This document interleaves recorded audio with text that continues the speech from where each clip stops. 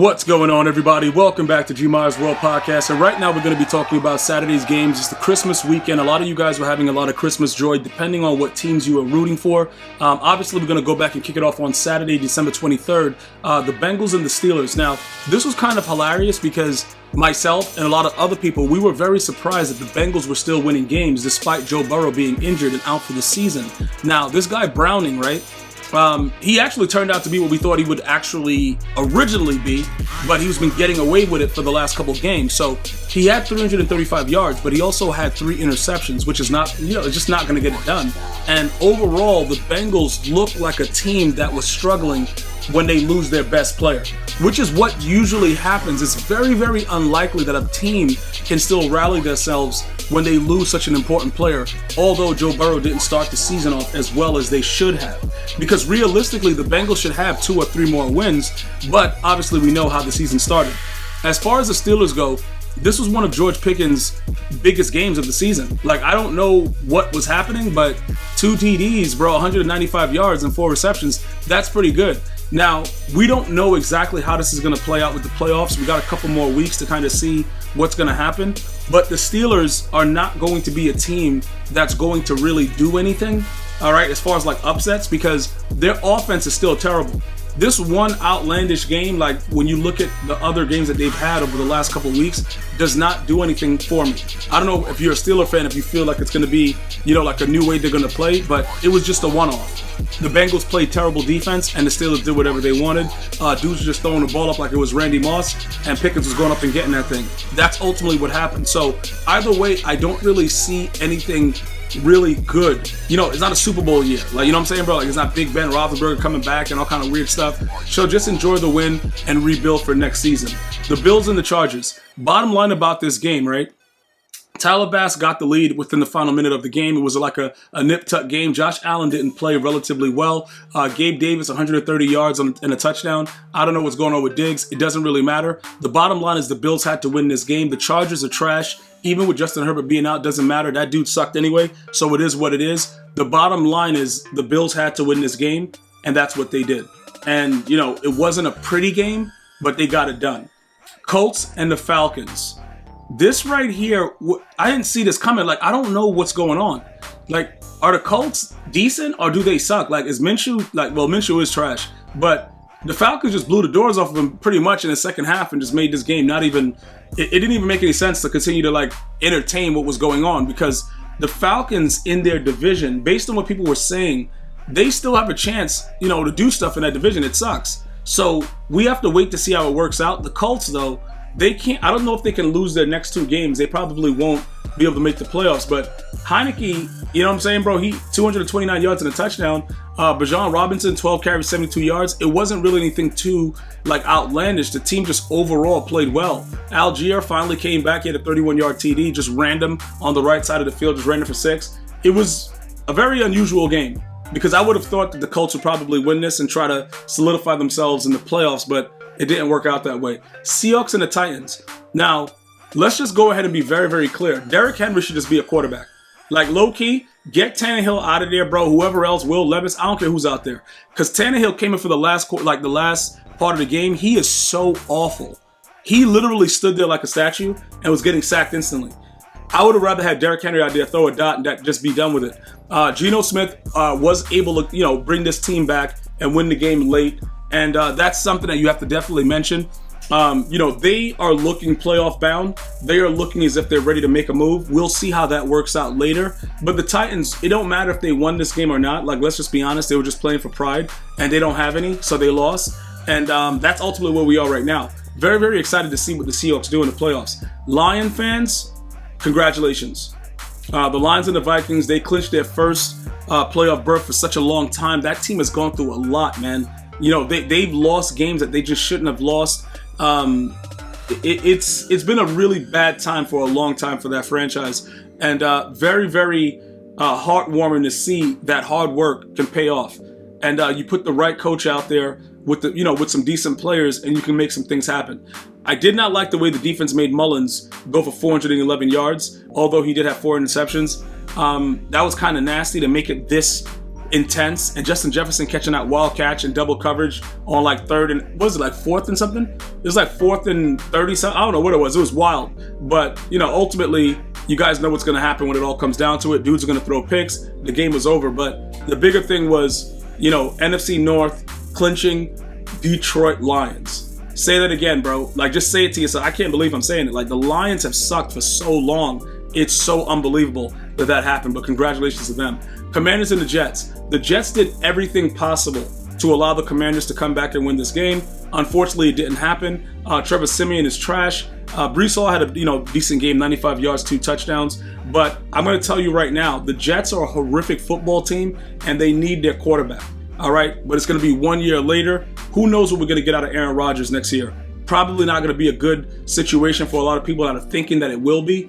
Honestly, I got to tell you right now, I'm very, very, just amazed that they didn't blow this game, because that's usually what the Jets do.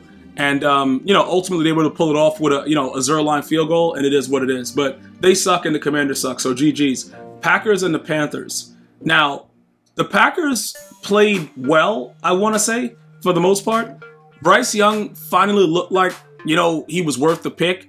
But overall, the Packers should have blew this team out. I don't know what they were doing in this game this late. They put up 14, the Panthers, in the fourth quarter and made the game a little bit more difficult than it had to be. But I'm like, no. Like, what are you guys doing right now? Like, you're trying to really lose this game to a trash team that has 2 wins. Again, in the NFC North, I don't know what's going to happen. I just told you guys that the Lions, they clinched. I don't know what the whole scenario is going to be. I don't know what these scientists that do this stuff, however they're going to do it, figure out who's going to make what. But I would say that the Packers are very, very far away from being able to make the playoffs at this time, even though they won this game and they're 7-8. So we'll wait to see how it plays out. Obviously, the Panthers suck, and we just got to keep it moving. The Browns and the Texans. CJ Stroud not being there is a big deal. It's a really big deal, man. Amari Cooper just went crazy. 265 yards, 2 touchdowns, but the Browns beat the hell out of the Texans. They're 36-22. Browns are 10-5, Texans 8-7. Dude, I don't know. CJ Stroud is a huge, huge part of what this team had become, and unfortunately, you see what happens when your quarterback goes down, and it sucks. The Jaguars and the Buccaneers. The Jags are really bad. Now, they're saying that Trevor Lawrence was injured throughout the game. Later on, he left with a shoulder injury, but they're saying he was already injured. Now, I don't know what the NFL is going to do about certain injury reports, but he sucked the entire game. Even with some of the plays that he made late, he's pretty terrible. Baker Mayfield, though, we got to give him some credit.